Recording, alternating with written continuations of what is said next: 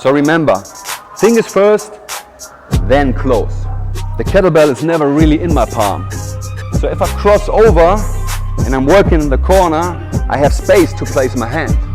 I have a straight wrist, the handle is going on a 45-degree angle. But I'm avoiding that collapsing of my wrist, I have no wrist pain. So work up in the corner, you clean, and your fingers are safe.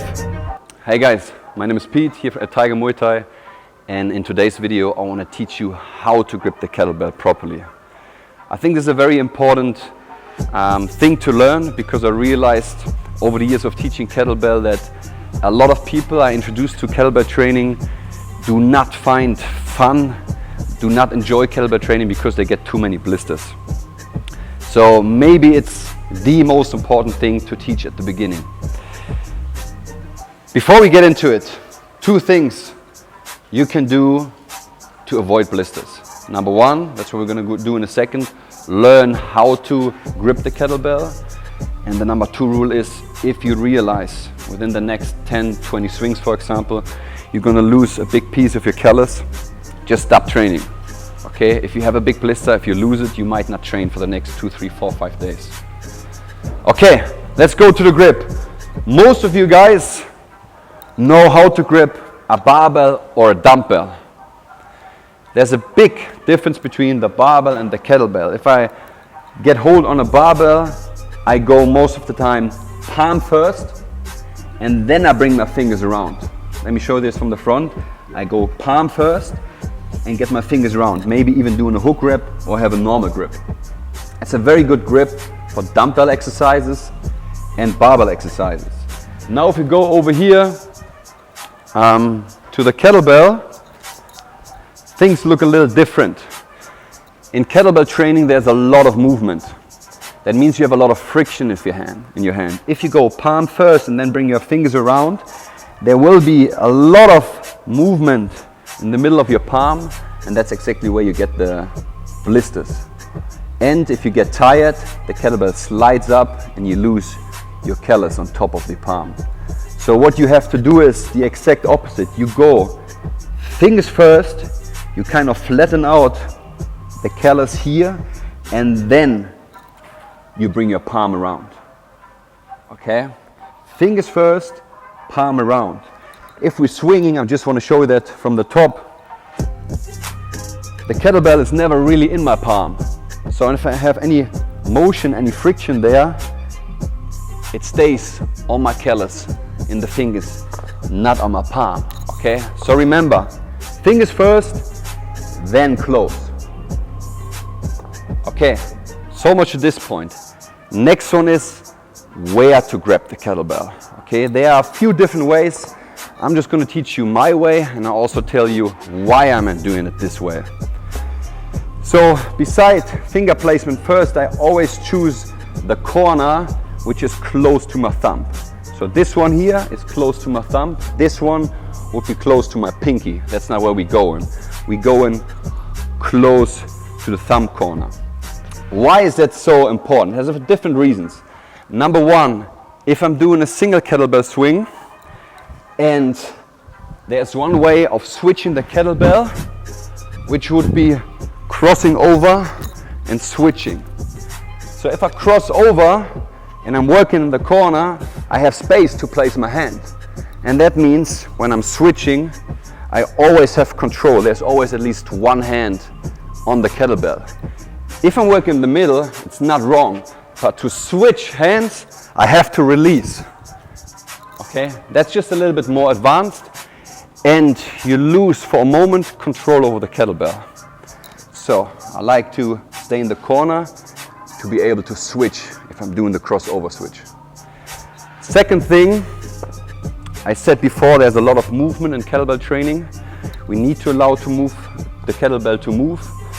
And the second part why it is so important to have the grip up here in the corner is my kettlebell front rack position.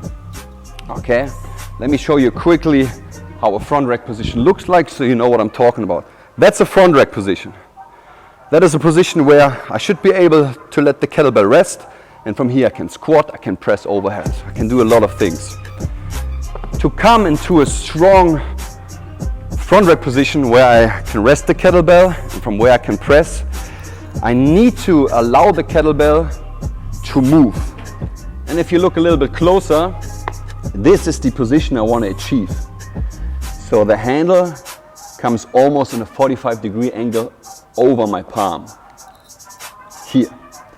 So why is that so important? If I'm up here, and as you can see, I have a straight wrist, the handle is going in a 45-degree angle. The nature of the kettlebell is to pull me to the outside.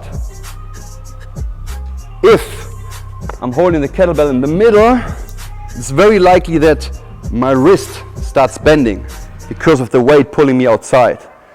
That is very fatiguing because I have to fight against this, number one. If I'm fatiguing and my wrist is bent, I am limited in my pressing capability as the force I'm producing is going past the kettlebell. So I'm not going to be able to press that heavy. But now have a look here. If I have this 45-degree angle, my wrist is straight, I'm almost not able to bend it. From here, my forearm is right under the kettlebell handle and I can press really easy overhead. That's a strong position. I can rest here. The kettlebell, yes, is pulling me to the outside, but I'm avoiding that collapsing of my wrist. I have no wrist pain. Yeah? Resting position, strong pressing position. The second thing, which I think is very, very important, if you work with double kettlebells. If I'm grabbing on the top corner and I'm doing a clean, when the kettlebell handles hit, my fingers are safe.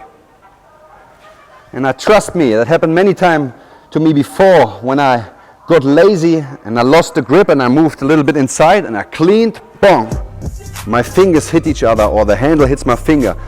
That's very painful, especially if you use heavy kettlebells. So work up in the corner, you clean, and your fingers are safe. Guys, same for the snatch.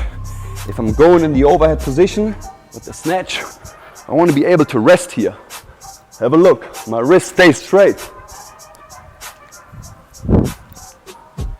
That's a strong overhead position. If, again, I'm using the middle grip, it can be that my wrist collapses on top. I have to work much more to keep it straight.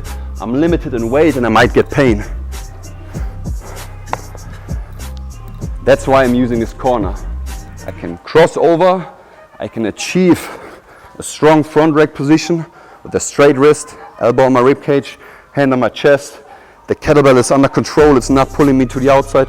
I can press very strong with a straight wrist in that position.